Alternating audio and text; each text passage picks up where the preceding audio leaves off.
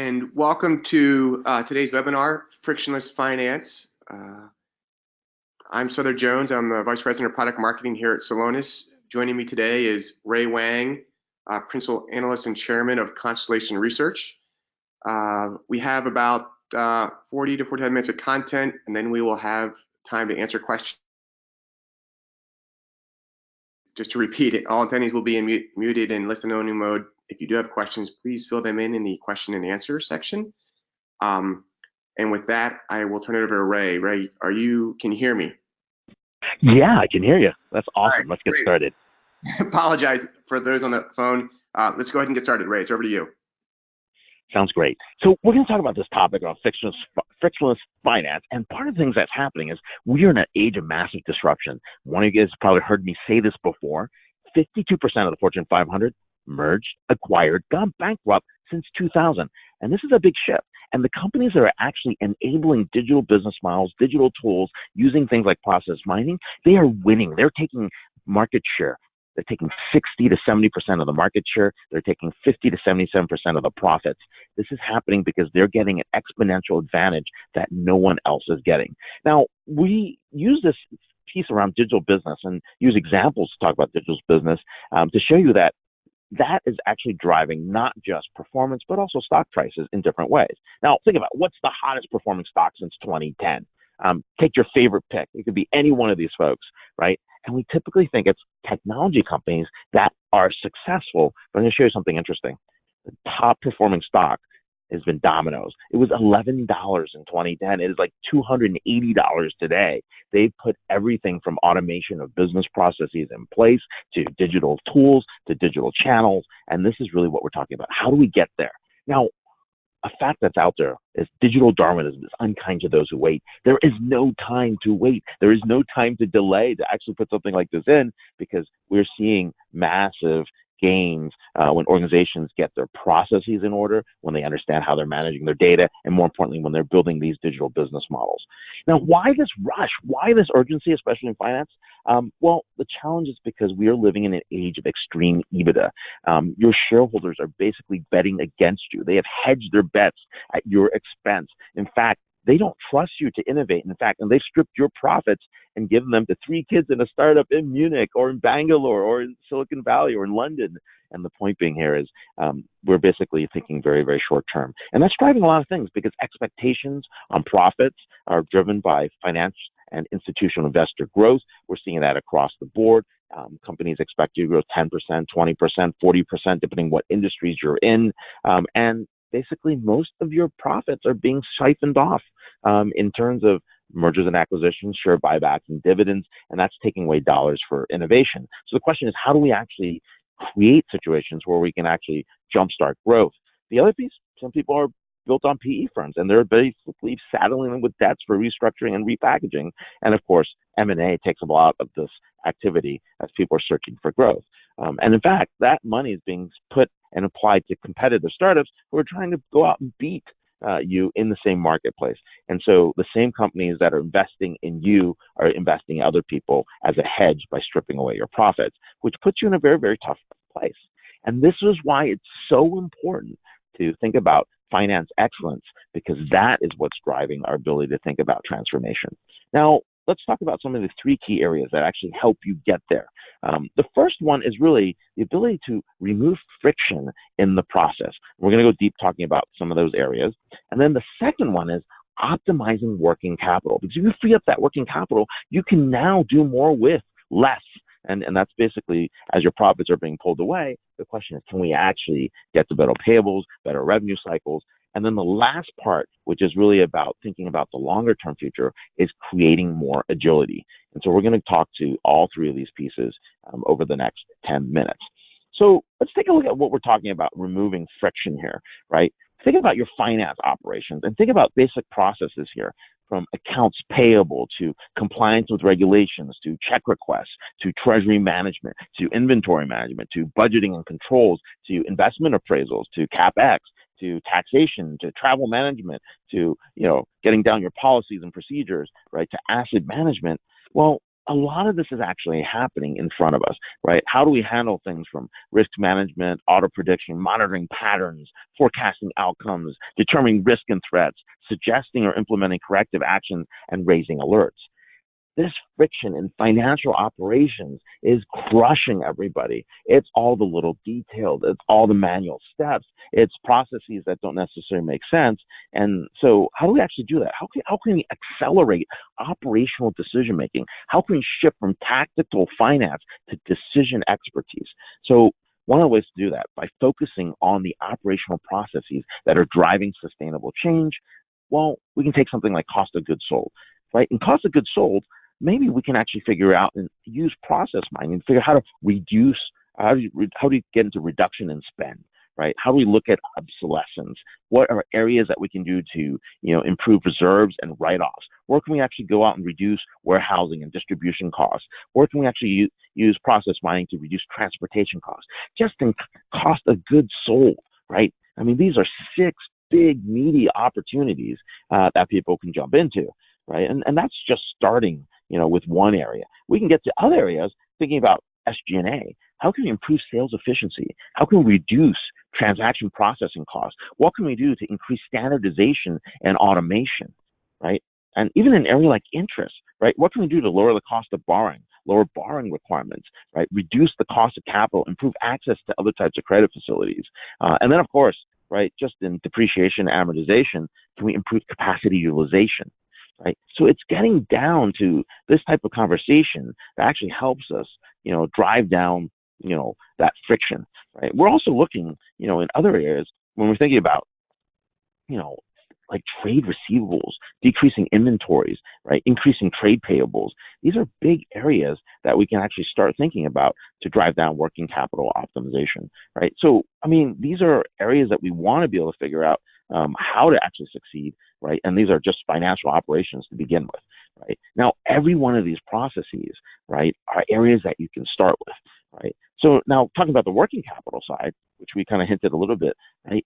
How do we actually drive down, right, the trade receivables, the inventories, the trade payables, and driving down days payable outstanding, right? A great way to think about it. We can get down to details here from across customer to cash, forecast to fulfill, thinking about procure to pay, purchase to pay. The trick here is driving down frequent payment runs, right? What do we actually do with identifying large numbers of suppliers that are actually including duplicates and duplicate suppliers in the systems? How do we drive down lack of standardized payment terms?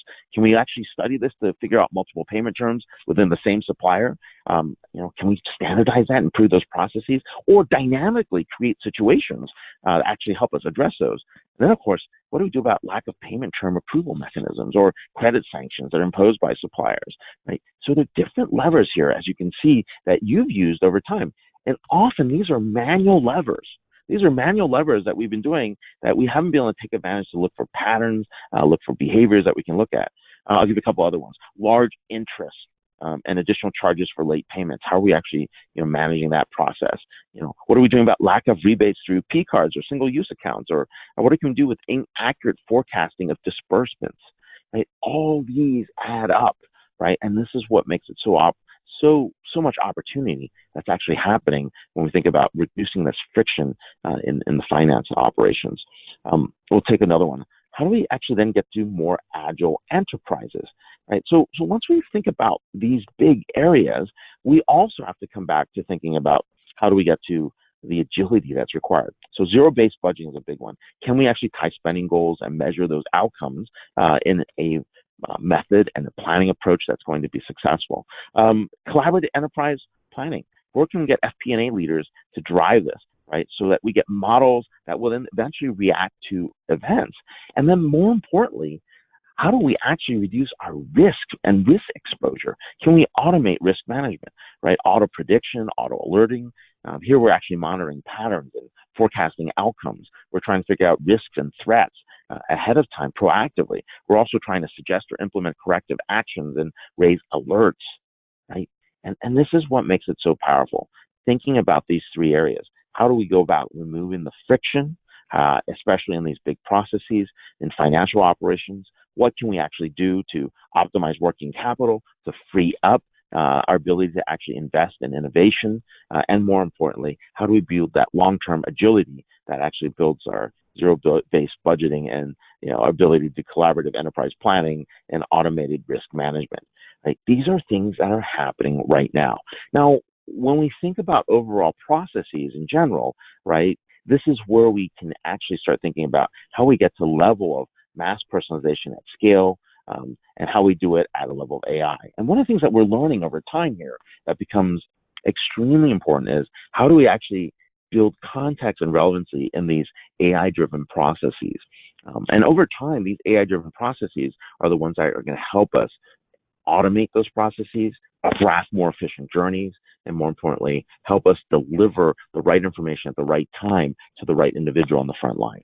Now, I'm going to start with three things that are very simple and why these AI-driven smart services are partly and a very big part of frictionless finance over time. Take certain contexts, the roles that you're in, the process you're in, the relationships that you're in, where the location is, what time of day, right? Even the weather might affect these processes. Getting that context in place drives relevancy. And the more relevant you are, the smarter those processes become over time. The second thing that comes into place is an element of what we call choice. And what happens with choice is that when we think about choice, choice allows us to figure out digital feedback loops, right? If you remember these books called Choose Your Adventure books or Choose Your Adventure journeys, these were great. You had like potentially 30 different endings. Every page at the bottom was a choice. Do you want to go, do you want to go north? Do you want to go south? And it would take you to a different page.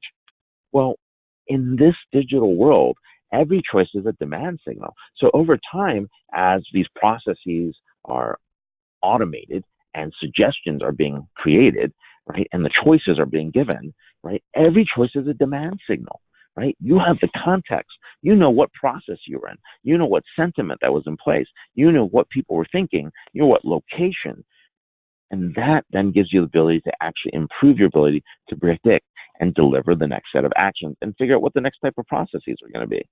This takes us to what we call intention-driven design, where we actually take advantage of a concept called predictive, prescriptive, or anticipatory analytics. And one way to think about this is, if you remember, one of the most famous hockey players in all of history was a guy named Wayne Gretzky. Someone asked his father what makes him a famous hockey player, a great hockey player, and the answer was he skates to where the puck will be. Well, that's anticipatory analytics, right? Depending on where the puck is, depending where you're standing, where you are on the rink, right? All that actually drives the ability to make a guess to see what happens. So I'm going to give you an example of actually how this works. And I'm going to take it out of the finance process intentionally so that you have an understanding of what we're talking about when we're talking about these intention-driven processes and why this is so important. Now, let's take, for example, here, what's going on in a simple thing as taking a cup of coffee or physically buying a cup of coffee out there. And now, why am I using this as an example? Well, a typical person typically says, hey, where do you buy coffee? Someone might say, hey, look, I get a coffee at 7 in the morning from Starbucks. And I live in, let's say, Texas. So, okay, so 7 in the morning, they get a black coffee, Starbucks. That's their regular routine. And let's say the weather outside is 75 degrees. Well, I might ask that person, say, is that what you get all the time? Is it once a day? They say, yeah, I normally get a coffee. That's my number one choice. So with 90% probability, you could guess that 7 in the morning, black coffee, Starbucks. But then weather changes, and it might be 90 degrees in, Plano, Texas. And I'd say, hey, would you like a nice coffee? And option number 2 pops up because of weather and says, there's an 80% chance you might actually want to get a nice coffee. Well, it turns out that the person says no. Right? Weather's not a factor. So at 90 degrees, that person doesn't want a nice coffee. So that's kind of an interesting fact. So we kind of, look at it again. We'll never offer them a coffee at 70, 80 degrees, and an iced coffee at 70, 80 degrees. So they kind of skip that. Okay. But then it's 100 degrees at 7 in the morning. Let's say, would you like a nice coffee? And that individual says no. We now know that they never ever want an iced coffee again. Right? And so you can see what we did. We took the context of the situation, the time, the weather, the offering, where they are in the process, and we actually made a guess and took a probabilistic guess that 90% of the chance you might want this iced coffee. You might want a coffee, it can be a black coffee. We then apply the choice, the second option, which is, would you like an iced coffee based on weather, and assign a probability of 70 to 80% that they might take that option.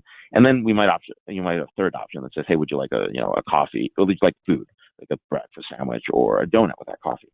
And so this is actually what we're doing in these AI-driven smart processes.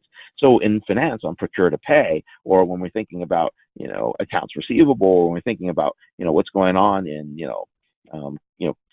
capital markets, capital flows, and procurement, on procure to pay flow, that's actually going to change, right? We're going to actually see what that relevance is. Now, I'm going to give you another example to just kind of prove this point on AI-driven smart services, and then I'll show you the secret graph, which I just unveiled, on how these AI-driven smart services work. So, for example, I'm walking into a building. It's a 25-story skyscraper, and I walked in. It's 2 p.m. I'm in the lobby. A 27-point facial analysis scans, says, I think it's the guy on the 15th floor. A gait analysis, which is my walking patterns off the video camera, says, oh, it looks like the guy on the 15th floor, right? So they've done this analysis. They're guessing I'm on the 15th floor. I swipe my badge. It definitely knows I'm on the 15th floor. But before I've done that, they send elevators down. They sent them down because there's a guy in the lobby. He's going to go to the 15th floor. We know that, right? So we should just send elevators. I get into the lobby, and it says, Ray, would you like to go to the 15th floor? Now, there's a 90% chance I'm going to go to the 15th floor. However, I've been trying to meet with my boss. She's on the 25th floor. There's been a meeting I've been trying to schedule for the last 3 weeks. And option number 2 pops up and says, 80% chance, Ray, would you like to be on the 25th floor? And then it actually gives up another wild card, and it says, Ray, there's a 40% chance, but wait, there's free donuts on the 5th floor. Where do I go? And you get the idea. We take context, we took choices, we took anticipatory analytics, and we actually now apply these to these processes. Now, in every single finance process that we have, right, whether it's in accounts payable and receivables, or employee reimbursements, or inventory management, or in treasury management, or payroll, or travel management, right, in every one of these, we are going to see AI-driven smart services that work like this. Now, what am I showing you here? Well, we start by taking a little bit of that information, that digital footprint and exhaust. And in the elevator example, as I'm sitting in the lobby, right, it basically is figuring out where I'm standing, what's going on. And so we take context, right, location, time of day, what's happening. It takes the content. It surfaces up some information. I engage with that content and collaborate with it, and different channels, whether it's my desk, whether it's my mobile phone. In this case, it's the elevator, it's the kiosk, it's my headset, right? And then we actually deliver personalization at scale. We start taking these processes and we automate them. And we think about anticipatory analytics. We get 3 choices, right? In a case of, for example, accounts receivable, it might be, would you like to offer a discount because you want to manage cash? And would you like to offer a 2.5% discount to get your cash in faster, right? Or maybe would you like to, delay payments on your accounts payable by 30 days so that you can actually manage your cash better. Or option 3 would be, maybe you should actually implement a spend down program, right, where you actually lock down on spending. Right? And so we're actually starting to see these things happen. So anticipatory analytics provide a set of catalysts, a set of choices, and then ultimately that personalization at scale occurs, and then we get into a value exchange. Right? Sometimes we buy things, sometimes it's a like, it's an approval, it's a workflow, and sometimes it's consensus or an agreement, which is like setting up a meeting or appointment. Then we look at the cadence of the process. Is that an ad hoc process? Is that a dependent process? Is that a process, that actually is repetitive on a regular basis? And then we apply machine learning and process mining, and we start figuring out how to automate those processes over time. Right? And this is actually happening all across the board. This might happen in dunning levels. This might happen in, travel management, right? We're at the end of the quarter. Cash management says, hey, maybe we actually have to do a spend down on capital expenses, right? And we walk through this flow and we get 3 choices. We're like, do you want to improve your capital, your cash position? Do you want to do that by, paying later, right? Do you want to do that by driving up, your receivables? Do you want to do that by clamping down on travel management, requiring higher levels of thresholds for controls, right? This is what we're ultimately getting to. And this AI-driven outcomes that we're going to see over time actually allows us to get into this scenario, which is really about getting new outcomes with AI. And this is actually the future, right? So we start by thinking about 7 business outcomes for AI. The first one is, tell me what's going on, right? So in process mining, we're getting some perception. Over time, what do I need to know? Notifications actually occur. These notifications actually tell us, right? Are we above thresholds? Are we below thresholds? What are our positions? And then over time, we're going to start to get recommendations, right? We're going to get suggestions to say, here's a probability of what you might want to do. And then over time, when we get to level of precision decisions, we can start automation, right? Where we can actually automate these processes and realize that the information, the insights that we have are actually helping us get to a level of frictionless finance by automating some of these frictionless processes and driving down, right, the decision-making time. Over time, we're going to get to level of prediction. We can forecast. We can put these into our models. And then after that, we get to areas around prevention. Prevention is the most exciting part. This is risk mitigation. This is making sure we are compliant. This is making sure that we are not exposed in terms of processes that might create fines, especially in heavily regulated industries, right? I'll give you an example of prevention as well. It covers areas like recalls. You know, about 3 or 4 years ago, a famous manufacturer of cell phones was stuck, right? They built 100 phones. They had 100 phones out of all the phones they built that actually were blowing up. They were exploding, right? 100 phones, which is 8 sigma in quality, took out $8 billion in an 8-week recall. If you can go from an 8-week recall to a 1-week recall, that would have been $1 billion, right? If you go from 1 week to 1 day, might have been $100 million. Imagine if you applied process mining and AI in place. And for $1 million, you could save $100 million, $1 billion, $8 billion. This is why risk mitigation is so exciting, right? We are seeing this as one of the biggest places to drive process mining AI over time. Now, what's actually happening? Well, we got the situation, right, where intelligence powers the future. And this intelligence that powers the future is because process mining is enabling frictionless processes among systems. Take transactional systems right now, right? These systems were built in the 50s. They've been improved over time. We're living with them. These are our ERP systems. These are core finance applications, right? And what we're doing with these is we're ultimately trying to extract these, orchestrate them, put them in engagement systems where people can collaborate, connect, right? Build process journeys through experiential systems, and then ultimately deliver the ability to personalize these so we can actually make them smart and intelligent so that they can actually provide us choices, so we can drive down the data to decisions time, and then ultimately we can get these automated where AI systems are thinking on their own.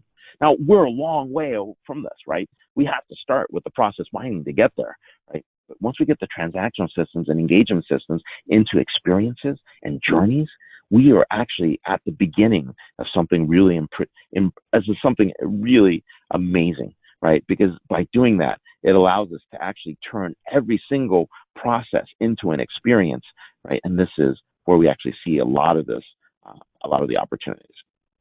So what is this? Well, we are at the beginning of what we call infinite ambient orchestration, right? The future of these finance systems are basically headless, intention-driven microservices that are triggered by processes. They are ambient because they're serving up next best action in our finance processes. And of course, they're orchestrating. We're traversing information flows, data sources, and systems to deliver on frictionless finance, right? And so how do we do this? Over time, what's going to happen is the AI future is going to be built on these metrics, right? We're going to measure actionable metrics and processes. We're going to tie everything back to revenue or cost. We're going to understand what metrics form that AI foundation. And of course, we're going to cut across departments. Finance meets HR. Finance meets marketing. Finance meets supply chain, right? And the ability to expose those processes and identify areas that we can be successful, that's where it gets interesting. Now, we ultimately have to keep it human, right? We have to be able to do this in a way that actually respects what's happening on the process side. Okay, so what's going on? How do we get there? How do we get the 5 steps to frictionless finance before I get to Southern? Well, first, we have to identify financial processes that have the most friction. Where are places that are giving you the most pain, that connect to the most individuals, that have the most manual processes, that require the most human touch points? Wherever we can find those, we have to start there. Then we're going to take a bottom-up approach for analysis to remove friction. right? We've got to figure out how and where this is occurring. We're going to identify all the areas of friction. And where we can do that, we then take to the third step, because anywhere we can remove friction is an opportunity to craft an awesome experience or outcome. Right? If we can get rid of friction, that's a place where we can actually improve experiences. And we're talking about employee experience, supplier experience, procurement experience. We're also talking about customer experience, right? Because if we can get rid of things, make it easier in the process flow, and create opportunities for more choices, we can then get there. And then the fourth part is important, right? Because we are quantitative people. We are quantitative people. We are moving from gut-driven to data-driven decisions. We are tracking down those metrics, those analytics, those processes. We're measuring, and when we measure, we actually build that foundation for artificial intelligence and machine learning. And then the last one, we're going to automate these processes for massive scale and operational excellence. Because if we can do that, we can start delivering the ability to get to exponential scale with AI and process mining. So back to where we are. If you think about this, this is the way to actually get to that delivery on frictionless finance. This is our ability to actually get to scale, right? Think about this, right? This increased pressure to deliver on experiences while maintaining bottom lines. Financial executives like you are basically trying to get rid of this friction. And if you put these 5 steps in place, you're on your way to frictionless finance. So, hey, thanks a lot. I'm going to turn it over to Southern, and he's going to talk about how to become a super fluid enterprise. Thanks, Ray. That was great. And once again, if folks have questions for Ray or for myself, please feel free to enter them into your GoToWebinar questions. What I want to go through is Slowness. We're an enterprise software company in the process mining space. Ray mentioned this a couple of times, and want to jump into how we help our customers, folks like Siemens, Vodafone, Uber, become superfluid enterprises. Let's see if I can get this slide to advance.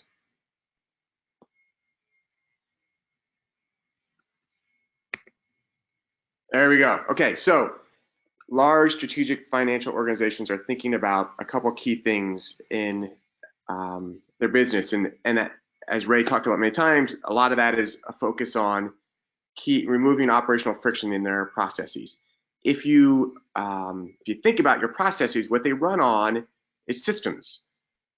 There are systems like Oracle or Infor or Microsoft or SAP, and those systems manage your processes.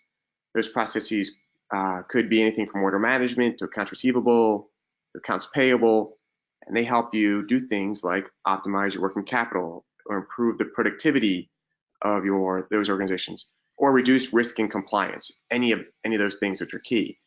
The challenge, of course, and this is what Ray was just speaking about, is that as time goes on, you acquire companies, you implement updated processes, you bring in new products, things happen that create friction, and that creates a negative impact on those key financial measures. So just take something as simple as a credit or delivery block in your order management process. Credit blocks are good. You have new customers that come in, you want to make sure you're not providing goods to them when you don't know if you're going to get paid. But sometimes your credit blocks are not necessarily put in place with all the intelligence you could have. Let's say, for example, your standard process is that any customer of yours that has less than 50 million in revenue gets a credit block. You want to make sure they can pay their receivables. Great. But 6 months from now, that same customer has ordered from you now 10 times a month, and their order volume is quite high, and they always pay exactly on time. Should you put a credit block on them as a poor experience for them?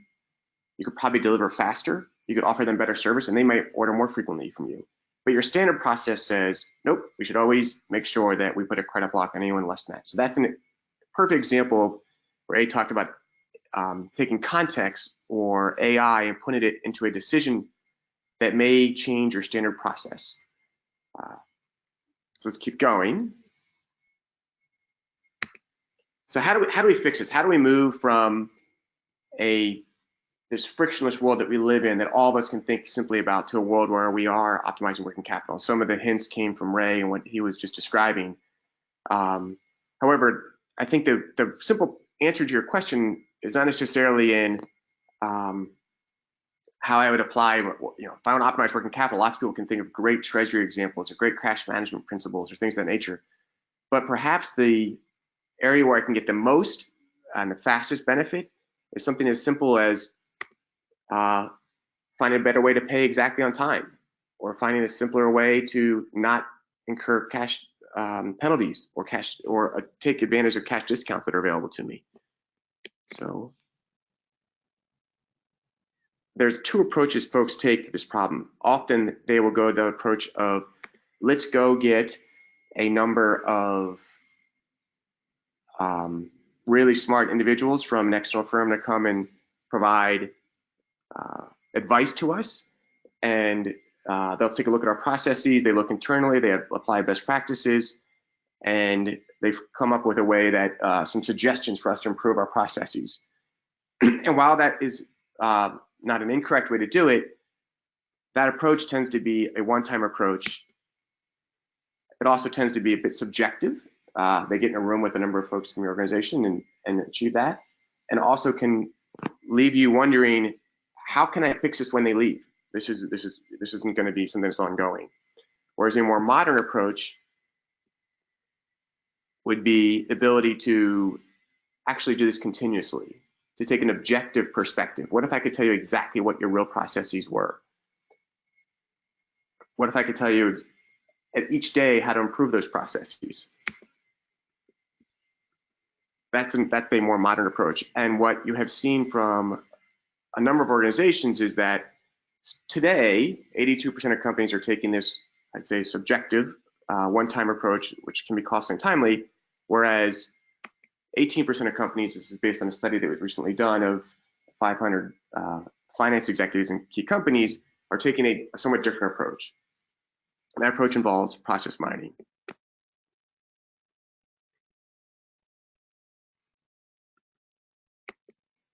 So this is what Slowness does. This is what we help companies do. We have been working with the world's largest organizations to help them remove friction from their processes and help them optimize working capital by taking a different and more unique approach. So let's get specifically. Let's take someone, for example, like Siemens, who was looking at their overall processes, whether or not that was order to cash. In fact, they've implemented Slowness across 13 different processes and over 37 different ERP systems. And by doing that, they not only identified processes that could be improved from the perspective of automation, but also they eliminated steps in those processes that didn't need to happen at all. And what was the result of that? Saving $15 million annually. And that's removing 10 million manual tasks. That's an impact that will have a direct impact. Or let's take Uber, perhaps a modern enterprise that's got AI built throughout everything. They're thinking about how they can improve customer experience. Imagine that you have over 25 to 50 million customer service requests a day, and that translates into hundreds of millions of events every day. And you're trying to improve CSAT on that. That's a problem where you can't just think about things from an individual perspective, but you have to think about things from a process perspective.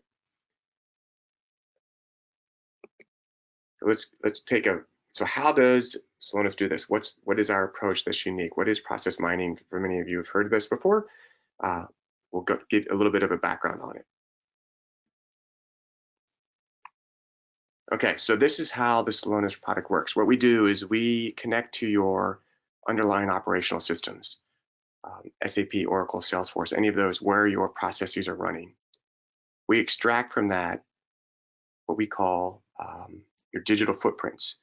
Every time something happens in your systems within a process, it leaves a footprint inside of that source system. We suck that out of those systems and we create what's called an event log. And you can think of an event log a little bit like a journey that a purchase order or a service request or a purchase requisition or an order from a customer goes through. And if you could live that journey, that entire order from the moment that it was created to the moment that the product's delivered to the customer and they use it, and perhaps they even make a request around it, that is what we're doing from an event perspective. It's a unique technology actually born from academia, and for the last 8 years, Sloane has been applying to businesses. What we do after that is we provide you a very unique and kind of groundbreaking visualization of that process that shows you how the journey goes. And we call that part the discover piece. You get to discover what is happening in your process that is going right and what could be improved. Then we provide you machine learning based technologies to enhance that process. And that may mean putting in place an intelligent action during that process so that something can be done a little bit differently. Going back to the example I provided previously with the credit block as an example, what Slowness would say is we've discovered that those credit blocks create a delay in delivering products on time. So let's insert a little intelligent action, and anytime we see a credit block pop up, we're going to ask a question of, and it can be a business rule question or an AI-based question of, do we really think this is the right time to do a credit block? Let's run it through a machine learning model and say, actually, there's a 95% likelihood this particular customer is actually going to pay on time based on history and everything else, which may be smarter than a simple rule of they have revenue less than X or they've been a customer longer than Y. And that would improve that. And then we will monitor that and then show through a dashboard and other means the impact of that action. So now I've seen that over the past 6 months, I'm no longer doing credit checks on a number of other customers I could have done on, and that on-time delivery is improved, and that could be a direct impact on that. So above that, that example I just gave, we package all that up into something we call an app store. And you can see what we do. We provide that for very specific business initiatives. That app store has very pre-built connections to your source system, SAP, Oracle, Salesforce, Coupa, Ariba, ServiceNow, any of those. Pre-built ways of transferring that data into that event log, pre-built content and analysis to enable that, and then pre-built dashboards for your executives. So that increases the time to value. Of course, obviously, all of this is available in the cloud, so you're not deploying those services yourself. This gets turned on in an instant, and you're able to, if you will, start running your process mining within days.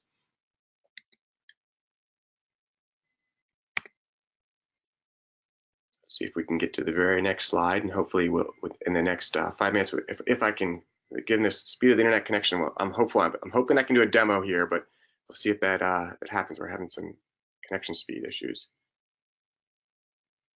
So let's give an example. The Discover, Enhance, Monitor. I kind of just walk through that as the capabilities that are there. Let's make that even more real for the finance individual. The question that Ray was getting to in terms of optimizing working capital. So imagine that I could discover when I'm paying too early and I'm not supposed to, and that may seem kind of crazy to folks on the phone, but actually happens all the time.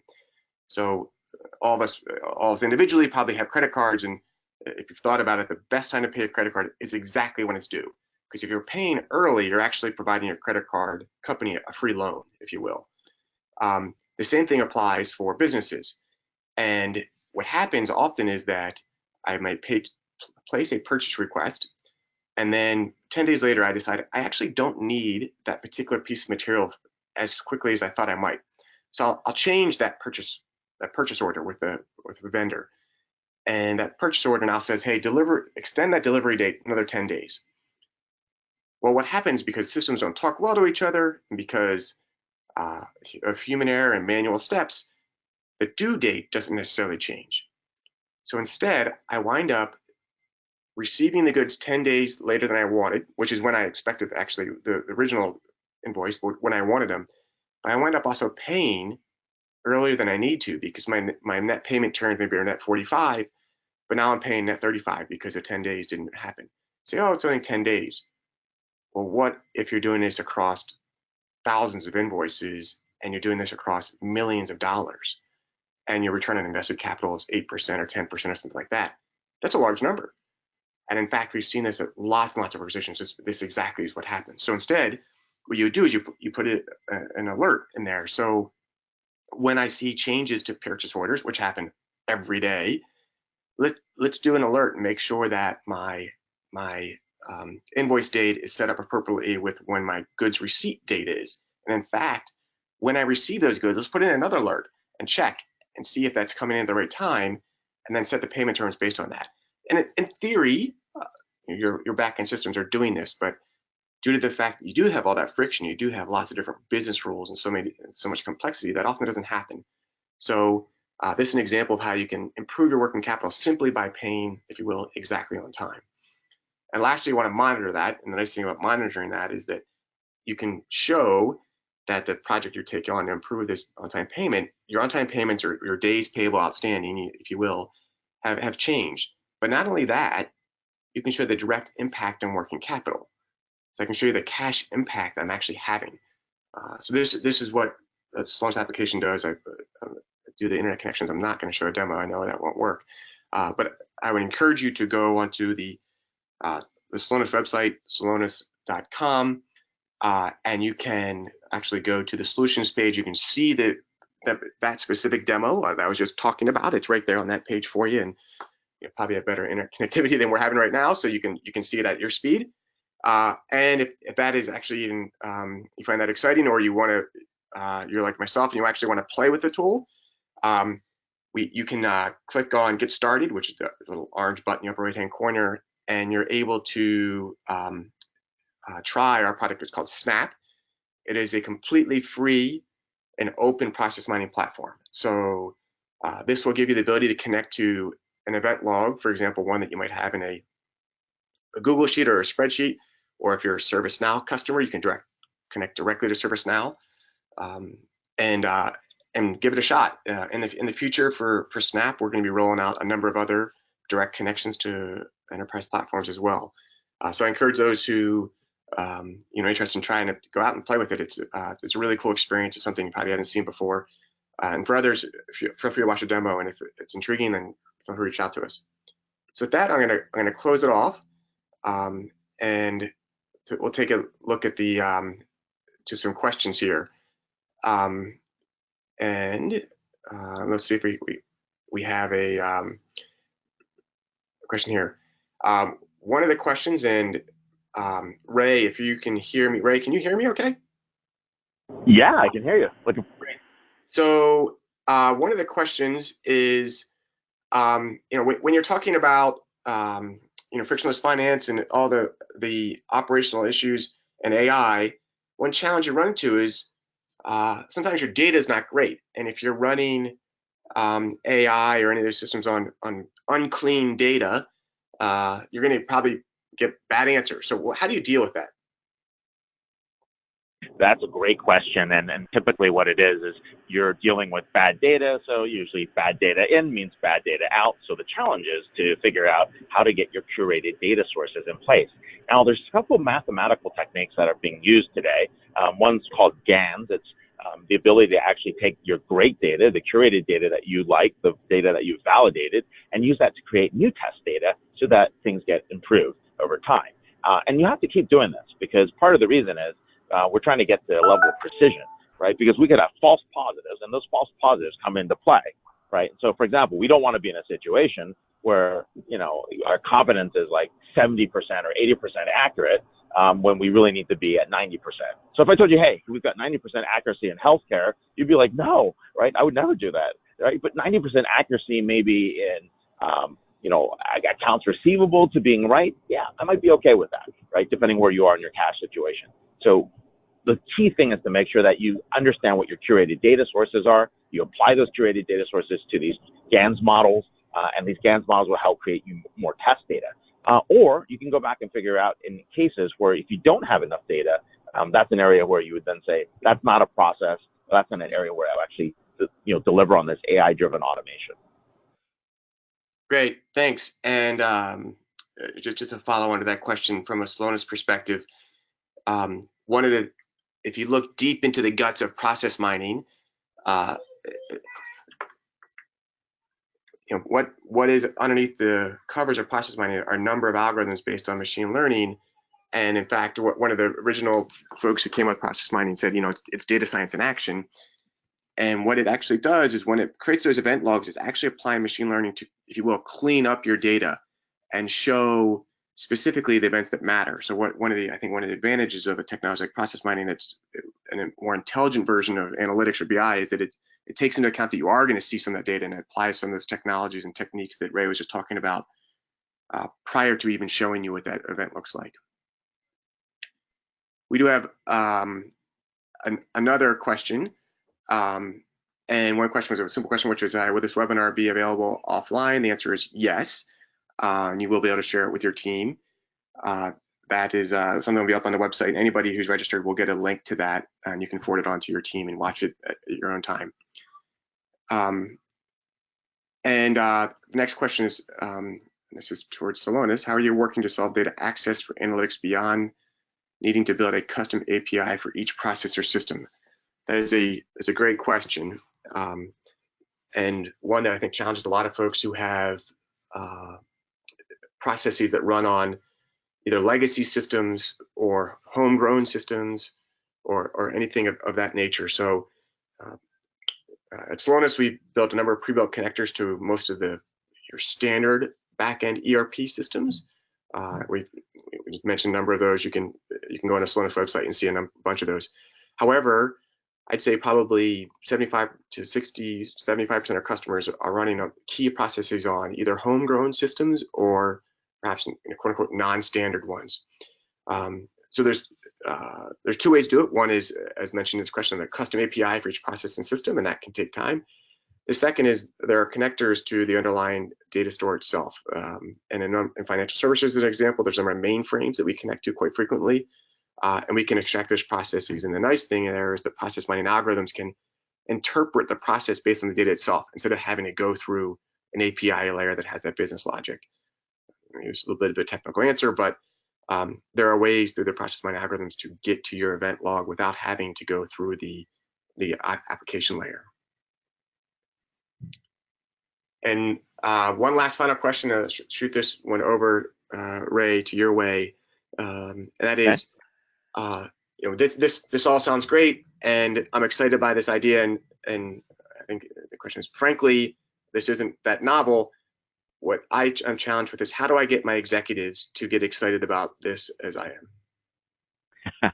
That's the best question. And what you have to start thinking about is figuring out those outcomes on AI, and that's a great place to start. So we typically get executives excited about risk mitigation, trying to avoid an issue, trying to figure out how to reduce their risk exposure, trying to figure that they're regulatory compliant. I would start in those areas. Because, as you know, the fines for the regulatory compliance, let's take, maybe it's a GDPR fine, maybe it's a payment fine, maybe it's any one of those things that are driven by regulatory requirements is a great place to start. And if you can prove where you can mitigate that risk, reduce the exposure, I think you're going to get a lot of funding from at least the CFO, which is a good place to start. And I think the rest of the executives will follow. Now, the other piece that's also important is, sometimes, people have been doing things the same way for years. It's something that they don't want to change. People get excited about that, right? And there's the change management aspect. I think what people realize is when you have an opportunity to actually start measuring what's happening, you have an opportunity to actually improve that. And so anyone that's on the customer-minded side of the journey, anyone looking at the customer experience side, the supplier experience, the procurement experience, if there's a mandate that's larger about improving experiences, I think you have an opportunity to also win the hearts and minds of those executives as well. But the bottom line is, help sell on fear and risk and compliance and mitigate that risk. And I think you typically will have an easier time finding the funding for those types of projects.